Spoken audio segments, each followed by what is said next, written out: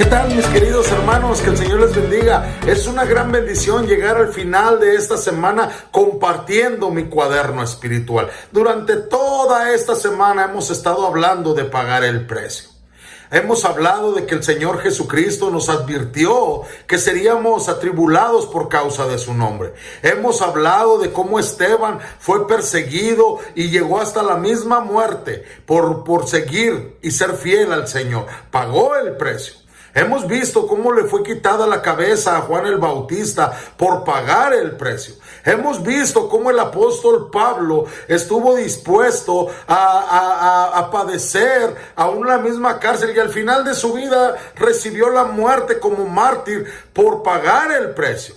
En 2 Tesalonicenses 1:5 el apóstol Pablo escribe: lo que es una muestra evidente del justo juicio de Dios, para que seáis tenidos por dignos del reino de Dios, por el cual asimismo padecéis. El apóstol Pablo quería que los tesalonicenses recordaran que lo que estaban padeciendo, lo que estaban sufriendo por causa de Cristo no era solamente una casualidad, no era solamente un hecho de la vida, era Dios teniéndolos por dignos de su reino. Hermanos, qué gran bendición poder darnos cuenta y que la gente se dé cuenta de que somos siervos de nuestro Dios.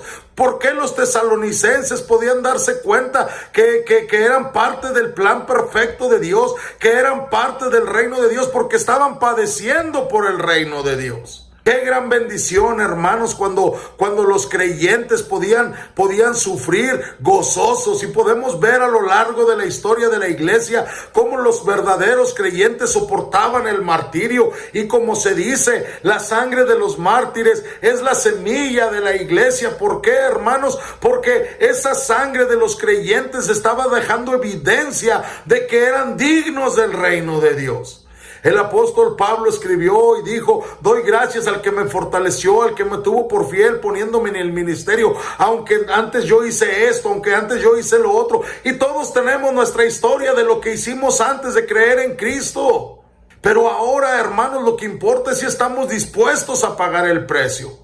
¿Dejaremos evidencia a las futuras generaciones de que verdaderamente éramos del reino de Dios? Y no lo estoy diciendo para enorgullecernos, no lo estoy diciendo para que la gente nos alabe en el futuro y como decían los vikingos, para que se escriban canciones en nuestro honor. No, hermano, no lo decimos por eso.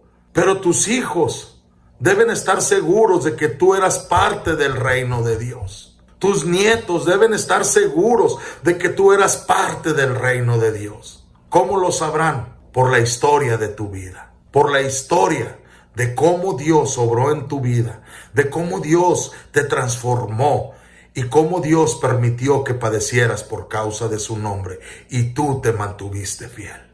Me encanta cuando el apóstol Pablo está a punto de morir y dice: he peleado la buena batalla, he acabado mi carrera, he guardado la fe. Por lo demás, me está esperando la corona de justicia.